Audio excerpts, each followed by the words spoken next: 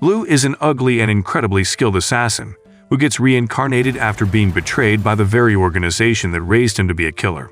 He finds himself in a new world with overpowered magic and leveling up skills and a mission to perform one last assassination along his new beautiful wives. Before this, he gets assigned a mission to take out top members of the mafia. He takes aim with his biggest sniper rifle and starts shooting them one after the other without mercy. He does this alongside his newly assigned partner and sidekick, a young girl who acts as a spotter and tells him the location of the members. Swiftly, he keeps shooting them one by one and makes sure not to miss a shot. This leaves the mafia in panic while those left alive hide behind their cars to save themselves from the bullets. This, however, doesn't stop Lu as his sidekick informs him about the positions of the other key members who are hiding behind their cars. He goes on to shoot them through the cars. After that, he gets up and informs her that the mission is now over since they have taken down the key figures they were ordered to Isekai. Hearing this, she gets confused. This is since she expects that they would take out all the mafia members they found. In response, Lu lets her know that they only do what they are ordered to, and that they aren't heroes. Furthermore, he reveals that they can only take the lives of the people they have been ordered to, and must leave immediately. Curiously, she asks him if he can think of a reason why the organization would ask them to only kill the leader, and he replies that since the organization is a top-secret organization, they aim to control the entire country. This, he claims, could make them have some form of connection to the mafia, which would make them want the leaders, not the mafia, to be changed completely in their favor. This came as a shock to his sidekick, who had signed up for this, because she thought she would make a positive impact on the world. I'm sorry. Just as they are about to leave, he notices a drone tracking them and immediately orders her to get into the car. At that moment, he makes it his new mission to flee the drone safely, realizing that the drone had been sent after them. While they drive away, the drone continues to follow them. This causes Lu to realize that if they remain in the car, they would be sent to meet their maker. While the girl has no idea what is going on, Lu completely understands. Since it would be hard for them to escape their pursuers, he instructs her to get a gun ready and attach a wire to the trigger. Then, he sets up the car to continue in motion while they jump out. On jumping out, the car continues to be chased by military vehicles, and the wired gun from earlier starts to shoot at the military vehicles. This forces a retaliation from them, leading them to blow up the vehicle with no idea that Lu and his sidekick are not in it. In reality, the two hide behind a rock, and when the coast is clear, the girl suggests that they return to base. However, Lu informs her that they can't do that now since the drone is still in the sky and could sense their heat signatures at night. Therefore, he states that they would have to wait there till the next day when the sun is up, which would make it hard for the drone's infrared cameras to differentiate their body temperatures. Shortly after, he notices that she is hurt and helps her to patch it up. Then, the two decide to get some rest since they would have to leave early in the morning. They lay on the ground, and suddenly the girl starts asking questions like an annoying reporter. He puts a stop to her curiosity by revealing that this job is going to be his last job since he plans to retire after this. He states his plan to start a new career as an instructor to novice assassins like her. Hearing this, she states that she is not a novice, but was the top student in her class. In reply, he states that her classmates were probably trash since he thinks she is a pro-trash assassin. He further wants her with the fact that he was a better assassin than her when he was a virgin. In a brief moment, pulls out her own gun and points it at her dumb head. Then, he taunts her for being a terrible assassin for letting him take her gun easily. Furthermore, he scolds her for trusting him since he can easily pull the trigger to end her miserable life. Being a pathetic weakling, she stands still, unable to make a move. After a while, Lu sees that she has a lot to learn and lowers the gun. He hands the gun back to her and opts to sleep. At this moment, she decides to return the favor and points the gun at him. When she does this, he is so confident that she cannot go through with it. While she tries to figure out why he thinks so, he reveals that he had handed the gun back to her without any bullets. He states that he is not as dumb as she is, and brings out the bullets, dropping them to the ground like her IQ.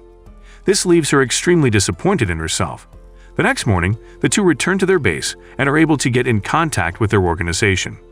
They are congratulated for completing the mission, and they ask Lu if his sidekick is still alive. When he states that she is, they inform him about a drawer beneath where he would find everything he needs to leave that country.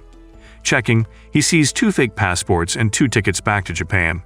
Later on, the two arrive at the airport and board the plane. Just when Lug gets relaxed and thinks about his planned future as an instructor with no reason to bother about being an assassin, there is massive turbulence that leaves everyone in the plane panicking. One of the passengers checks his phone to find out that their plane had been hijacked. Immediately, the girls ask Love what is going on since there are no hijackers in sight. Realizing what is going on, he tells her that this is no hijacking case but an assassination attempt by his organization. They apparently want to take him out as that is the only way to activate his retirement plan. Hearing this, the girl is completely distressed and prepares to say her last prayers. Meanwhile, Lou charges towards the cockpit, and a dumbhead air hostess tries to prevent him from going in, but he smacks her sexy ass out of the way. Getting into the cockpit, he finds that the pilots have gone to meet their maker. Immediately, he takes over the pilot role and tries to save what remains of the plane. At that moment, he notices a fighter jet beside the plane and about to shoot it down. In that moment, Lou realizes that his life has met a dead end. He is frustrated about the betrayal he has just been dished by the organization. When he opens his eyes, he finds himself in a strange spirit realm where a sexy goddess stands before him. She mocks him at first for being the finest assassin on Earth, and yet getting betrayed by his own organization. Just then, he asks her where he is and why he is here. In response, she tells him that she's going to give him two options. The first one being that he will be reborn on Earth as a baby with no memory of who he was before. Or he could be reincarnated into an alternate world of magic and sorcery, where he will retain all his memories and experiences on a quest to use his skill to assassinate someone. Hearing this, he is reminded that if something sounds too good to be true, it most likely isn't. This causes him to ask her who she wants him to assassinate. She tells him that she just wants him to isekai the hero that was born in this world. While he gets the chance to ponder on this, she offers him some tea like Barbie in a playhouse. At this moment, Love has trouble understanding or believing the concept of reincarnation. However, she reveals that it is more common than some might assume, and almost all of the important souls are given an option to get reincarnated and end up not remembering anything from their previous life. At this point, he comes to the conclusion that he has had enough of Earth, and would rather begin a new life in this new world, as long as he can preserve his memories and skills.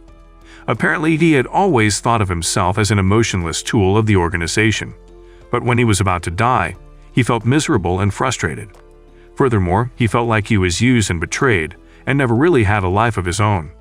However, she informs him that she doesn't care about what he does with his new life, as long as he kills the hero once he turns 18. Just then, she touches his stupid head and transfers all of the information about the new world into it, from the language to the culture, so that he can maneuver his way around this world without any issues. After understanding the ways of this world, he tries to understand the ways of women. Really, nigga? He asks the goddess why she wants to murder such a hero, and she replies that the hero will defeat the demon, after which he will change since the power will get into his head, making him take over the world and destroy it. Hearing this, Luke considers this a worthy backstory. He asks the goddess whether he can kill the hero whenever he wants, but she refuses. She informs him that the hero is the only person who can defeat the demon lord, and urges him not to kill the hero until he has successfully done so. Immediately, he understands his assignment and agrees to it.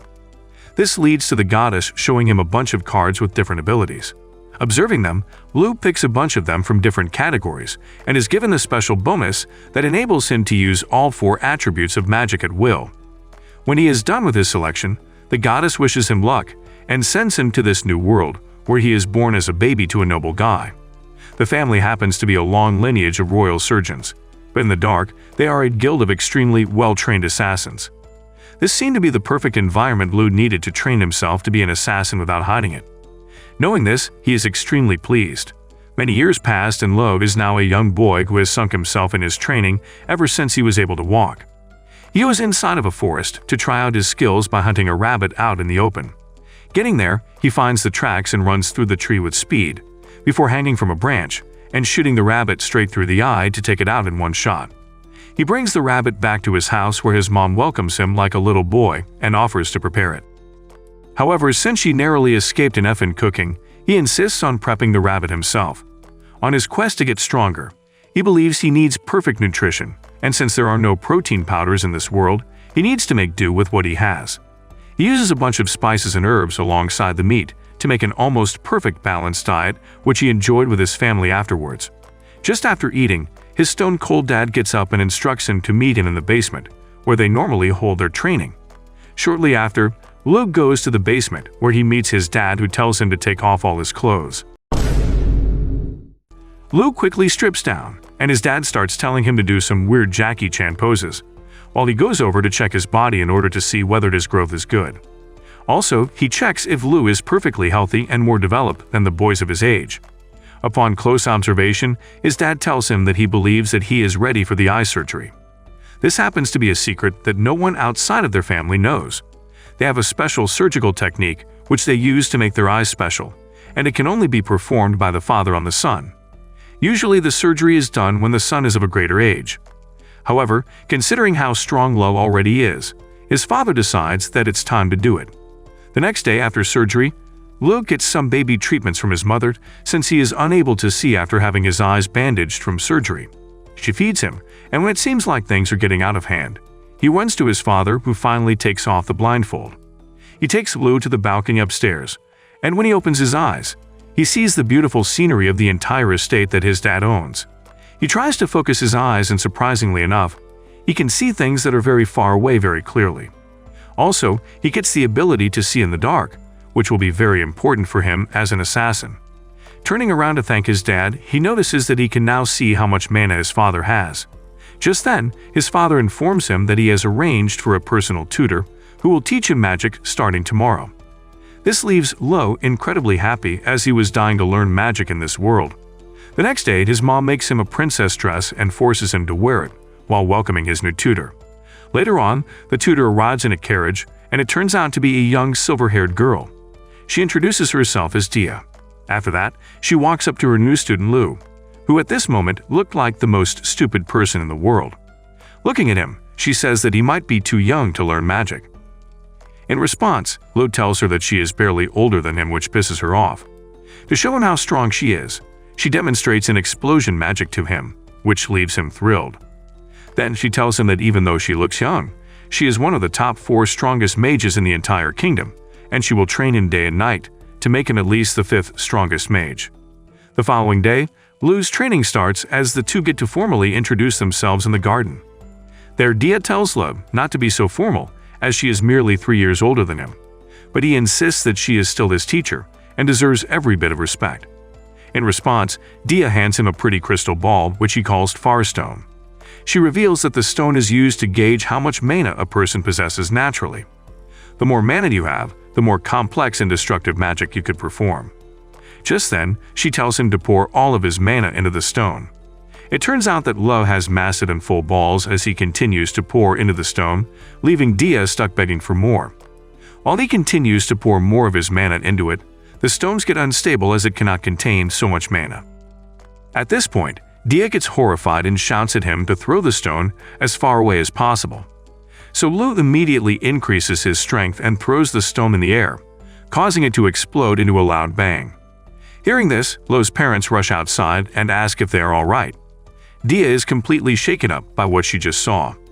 She thinks that the parents must be angry due to this, and wastes no time in telling them that it was her fault for not knowing how much mana Lu had. His parents, however, are not mad even a little bit, and rejoice in their son's capability instead. They thank Dia for making them realize how powerful their son is, and leave them to continue their training. On the other hand, Lu is obsessed with these far stones. He thinks they can be an important weapon against the hero, thanks to their explosive properties. This causes him to ask Dia about the stones and where he can acquire some. Dia, however, tells him that these stones are not something that you can simply buy from a shop, and they are the prized jewels of her kingdom, which makes their trade to be highly controlled. Hearing this, Lu is disappointed, but decides that he will deal with that problem later. That night, Dia ends up sneaking into Lu's room and sleeps with him, claiming that he is her little brother now. Hopefully, she doesn't get stuck under the bed. The next day, they go beside a riverbank, and she hands him another Firestone. This time, she tells him to pour in only a little bit of mana, as she wants to check the attributes that he has. At first, she checks for the fire attribute and is happy to see that he has it. Just to be sure, she also ends up checking for water attributes, claiming that it is very rare for someone to have 2 attributes, and that she is one of the very few people who possess them. To her greatest surprise, He possesses the two attributes, and this makes her feel very happy as now she can teach him all the spells she knows. Just out of curiosity, Lo asks her to check if he has any more attributes. But she smiles and tells him that it is impossible for someone to have 3 attributes, since no one in history has ever had that. Shockingly, it shuts her yapping mouth to realize that he even has the wind attribute. Out of curiosity, she checks once again and realizes that this powerful bastard has all 4 attributes, which is completely unheard of. She composes herself once again and contemplates on the fact that this is no guy to mess with. After that, she sits beside him and tries to take his magic virginity by waking up his innate magic. Suddenly, Lo can use magic spells now to do a wide variety of things. Du informs him that the more spells he uses, the more spells he will be able to learn. He, however, finds it hard thinking about these spells, so Dia takes the lead and shows him how to say one of the most basic earth spells, which involves creating copper. She does this effortlessly, and Lo tries to replicate it by saying what she said. Being a foreign body in this world, his pronunciation is off, so he ends up creating a block of copper with serious health issues. Later that night, he writes everything he learned down, and Dia enters his room once again to sleep beside him. The next morning, after practicing a bunch of times, he's finally able to produce a piece of copper that is sick-free. Seeing this, Dia is really happy that he is progressing really quickly. He asks her whether she could write some spells for him that she has learned, as he wants to try them straight up. She writes down a spell for him, and he chants it. To his surprise, he's able to produce a block of iron immediately. At this moment, Lo realizes that the spells are just slightly different from each other, since the spell he used to create copper is exactly similar to the one he used to create iron. Knowing this, he is excited and asks Dia to write down the spells that she knows on a piece of paper. She seems to be reluctant at the start, as it will take a lot of time, but decides to give in and starts writing the spells. After reading the spells, he realizes that the thing that is changing for each metal is basically its atomic weight. He tries to explain it to Dia, but her dumb head makes it hard to understand. So he moves on and tells her to write down a spell for him. Although she writes the same spell for iron, he changes the atomic weight to that of gold instead. Then he tells Dia to recite it. She tries to do it, but suddenly falls down to the ground with a severe headache. He realizes that not everyone can do this spell, so he grabs the paper and writes it down himself before reciting it. This produces a shiny gold bar, surprising Dia completely. He makes some changes to the spell using one of his skills, and suddenly even Dia can produce gold. The two Elon Musk wannabes are extremely happy. Several days after that, Lo is able to produce complex materials out of these metals. They go down to the riverbank, and he produces a rifle through his magic and uses a spell to fire magical bullets out of it. Dia is also able to replicate it as well, which makes him happy as now he can use this rifle against the hero. However, it doesn't have enough firepower for someone so strong, so he creates a giant cannon. Not the kind we know, but an actual giant cannon. Then he tells Dia to shut her ears before he fires at the island in front of them, totally destroying it. Pleased by the firepower of this cannon, Lo turns towards it to see that the shaft of the cannon has exploded, which makes him decide to find a more powerful metal for this. He asks Dia if she wants to try it, but she refuses, telling him that she is perfectly fine with just using her rifle for now. That night, while they lie beside each other, Dia seems to be very emotional since this is her last day working as his magic tutor. She has to leave back to her own kingdom the next day. Being a hard guy, Lo refuses to show his emotions. Instead, he uses his magical ability to create a dagger out of a very powerful metal. Probably the Wakandyan vibranium, which has never been seen in this world. He demonstrates how sharp it is and tells her that this is his parting gift to her. Dia is pleased with this, and in return, she takes off her pendant, which has a beautiful forest stone in it, and gives it to Lo, making him promise that he will come to meet her if she really wants to meet him. The next day, she hops back into her carriage and leaves the mansion, thanking them for hosting her and promising that she will return someday. Just then, Lo's father looks at him and reveals that he can feel an immense amount of mana coming from inside him. He realizes that Lo is ready for the first step of him becoming an assassin. That evening, he takes Lo to a large prison, which contains a lot of death row inmates that are given to them to try out new drugs and practice assassination. While they proceed into the prison, Love asks his father why he raised him to have human emotions, as it will just hinder his abilities to kill other humans. However, his father reassures him by saying that he doesn't want Lo to become a tool of assassination and wants him to have a life outside of this where he can live like a normal person, rather than a killing machine. He also tells him that he can always decide not to assassinate someone but must go ahead with it once he agrees to do so. Shortly after, they arrive at one of the cells where his father shows him a young 19-year-old girl tied to a chair and gagged. He removes the gag and she starts begging for her life, telling him to spare her. His father informs him that she infiltrated the house of an elderly couple, and when they returned, she ended up killing them and burning their house down. She cries to him that she only wanted to find some food and the death of the couple was an honest mistake, which is the reason she burned the house down because she was so scared. She begs him to spare her life, but without a second or hesitation, Lou slices one of her hands off. This takes her by surprise, and she starts screaming and cursing at them, shouting at Lou's father for assuring her that if she pleads to Lou, her life he might spare her. Lou, however, knows how people like her are and throws his knife into her throat, shutting her vicious tongue once and for all. A couple of years have passed and now Lou is 10 years old. One day, he and his family walk through the market where everyone seems to be busy selling their produce as winter is coming soon. While the men talk, his mother gets friendly with some female sellers. On the other hand, Lou tries to find any person who has some mana in them, but finds that this is harder than finding a needle in a haystack. Since it's just 8 years until he assassinates the hero, he feels like he needs an assistant to help him. However, he tries as much as he can to find a commoner who has some kind of mana inside of them that he could take advantage of to be his servant. The next day, he heads into the forest for his occasional hunt. Looking around, he suddenly hears some howling and takes his ears close to the ground to hear a pack of wolves pursuing a prey. He decides to follow the sound and possibly steal a kill from the wolves. When he finally spots them, he realizes that they are trying to attack a helpless and dirty-looking little girl. One of the wolves tries to attack her, but he quickly shoots an arrow through its head, Isekai it immediately. Then he jumps in front of the girl to protect her. To do that, he counts the wolves and decides that he will make harvesting their lives one of his training exercises. Before doing this, he hands over his equipment to the girl and takes out his knife. Just then, one of the wolves attacks him, but he quickly stabs it in the neck. Another one tries going after the girl, but he kicks it away as 2 other wolves jump at him simultaneously and grab his arms in their jaws. Thankfully, he's wearing metal goblets and simply twists his body to smack them into the ground, before punching the last wolf straight in the head, Isekai all of them. After taking them out, he returns to the girl and asks her what she's doing out in the forest alone. At this moment, she gets scared and states that she is just lost and means no harm.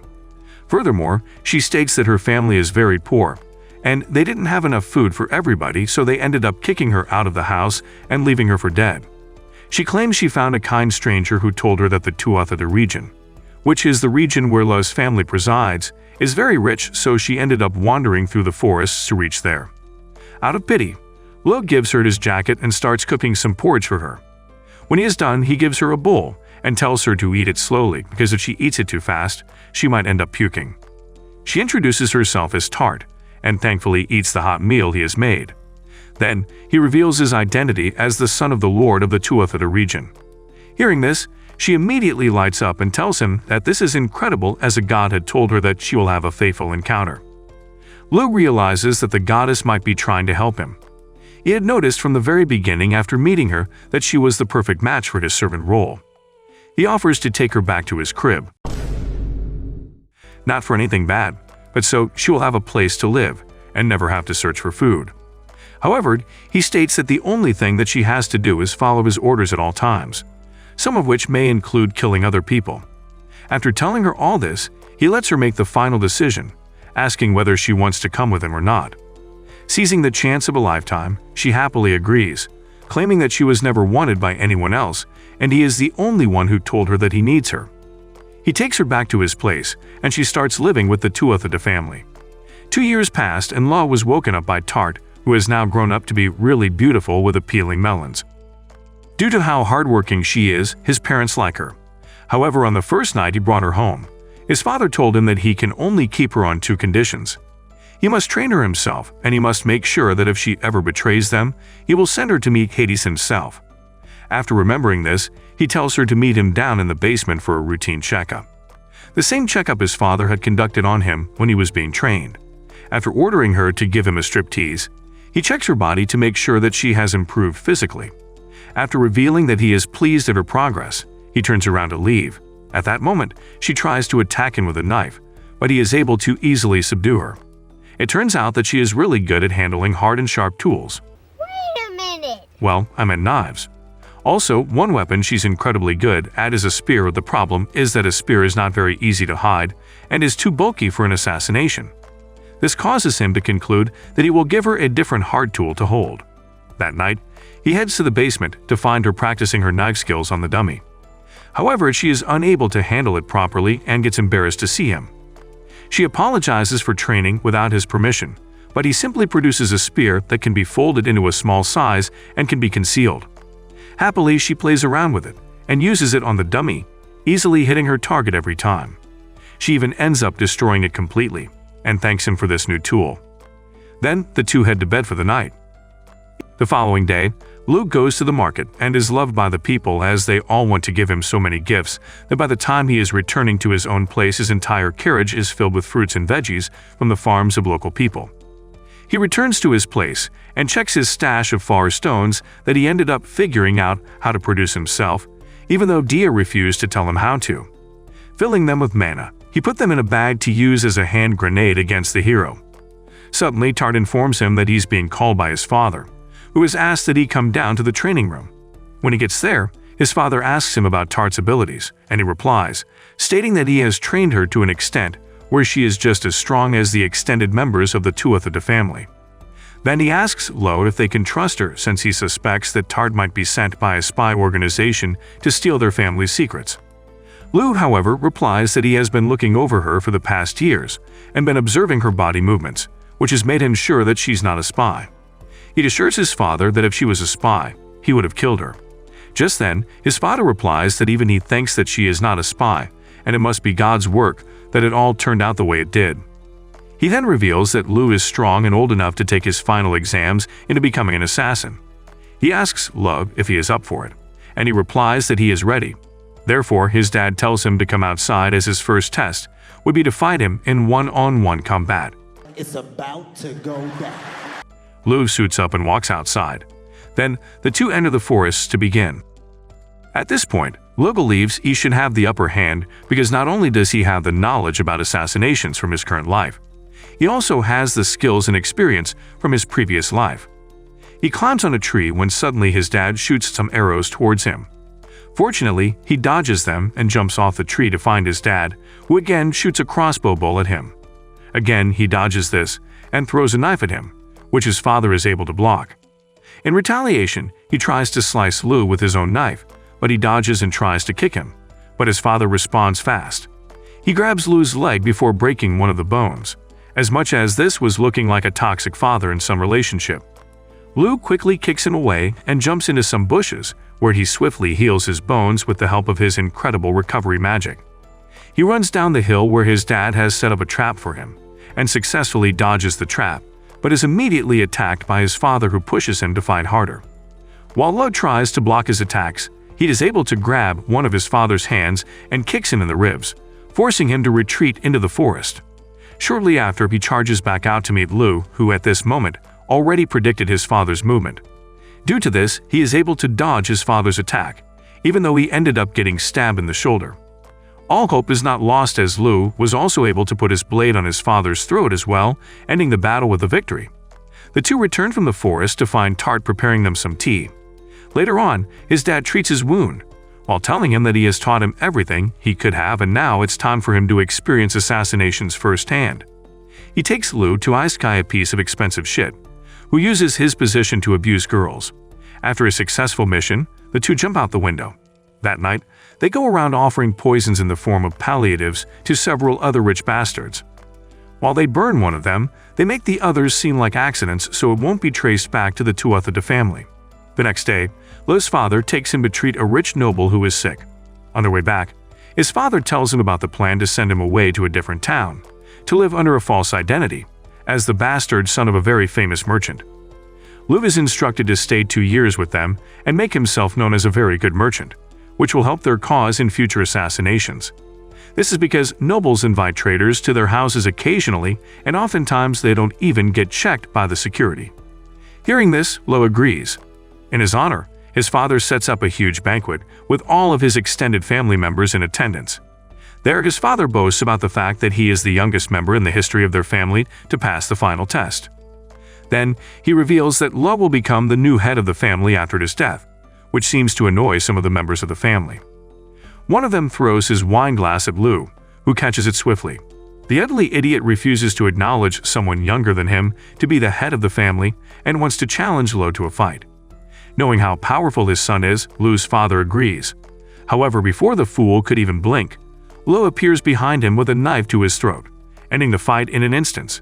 At this point, the foolish idiot almost pees his pants. Before leaving to start his new life, Lo calls the foolish cousin of his and acknowledges his strength. He offers to make the dumbhead his subordinate, promising to make sure that he is treated extremely well. As much as the dummy seems reluctant at first, he ends up agreeing to Lu's terms, and the two celebrate this collaboration. Just then, Lo hands him a beautiful titanium sword as a gift and leaves. The next day, Lu packs up his gear and, together with Tart, heads into the carriage on his way to the new city, where he will begin his life as the son of a merchant and be called Illig. Later on, Lu arrives at the new town and settles into his new home. This town happens to be one of the most prosperous regions of this kingdom because of its trade. In order to take up his new identity as Illig, he immediately conceals his identity by changing his hair from silver to black. He even puts on a pair of glasses, and this helps him assume a completely different identity. One day, he gets tipped off about an orphanage in this area that pimps out little girls to wealthy nobles, and learns that they have a commoner girl who can use magic as well. This makes him go to visit the orphanage. When he gets there, he meets a beautiful blue-haired girl crying with a sickle in her hand as she was just about to disfigure her face. This is because she thought that if she had a hideous face, people wouldn't buy and abuse her. Seeing her in this state, Lu grabs her hand and asks her to stop. Very kindly, he tells her that she should smile more as she looks beautiful with a smile. Shortly after, he meets the owner of the orphanage, an ugly fatty who shows him some girls. Taking a close look at them, he realizes that the blue-haired girl is the only one with mana, and tells the owner that he's going to buy her. The owner informs him that her name is Maa, and she is a special girl, so he's going to charge triple the normal price, but money is no problem for Lu as Jeff Bezos has got nothing on him. After giving him the money, the owner informs him that he needs to get her ready and clean, so Lu should come back in 3 days. This was all so he could get the chance to work out with her. At this moment, Ma looks scared, but is unable to say a word since that would mean harm for her and the other girls. Just before Lub leaves, he tells the massive pound of flesh not to touch Ma since she is now a member of his family. The fatty, however, has different plans as he wants to pimp her out a couple of times to make some extra cash. That night, he has her washed and takes her in a carriage on the way to a nobleman's mansion. On the way, Ma is reminded of how nice Lu was to her when they first met, and is determined to make sure she offers herself to him as a virgin. Seizing the chance, she escapes from the carriage and runs inside the forest. One of the guards under the fatty, however, has mana as well. He catches up to her and grabs her from behind. Just as he is about to explore some plot development with her, Lu arrives and slams him to the ground. The fatty arrives at the scene and is shocked to see Lu there. He tells him that he was supposed to take her 3 days later and wonders why he is here. But Lu tells him that he realized that the bastard is the fattest and the most ugly pile of shit to ever walk the earth. Angrily, the fatty orders his underling to attack Lu, and the delusional psycho runs up to him, trying to punch him. However, Lu dodges his attack swiftly and breaks the bastard's arm in half. Then the fatty tries to attack him from behind, but Lu dodges once again and pushes him against the tree, placing a knife on his throat. He then asks Ma about what's happening, and she tells him that she and the other girls were orphans who used to stay together in the slums. Apparently, they used to give tours to the tourists in the city and got a small amount of money for the tours and some money from the restaurant that pays them to bring some tourists over. As much as this didn't earn them a lot, they were happy and satisfied with their lives. Unfortunately, one day the fatty's goons attacked them out of the blue, being the only one with mana. Ma had tried to stop them, but they ended up overpowering them and brought them back to this orphanage, where they were thrown into a room and given some vegetables to feed themselves for the entire week. As the girls grew older, the fatties started pimping the girls out one by one to some nobles, who would treat them badly. This kept happening to almost all the girls, and the shame from this caused one of the girls to use a sickle on her own face, hoping the scar would make it impossible for her to be pimped. To get hold of these noblemen, Tart disguises herself as one of the girls, and just as a nobleman is about to get to business, he gets arrested. Back at the orphanage, Love fixes the scared girl's face and takes Ma with him to start a new life.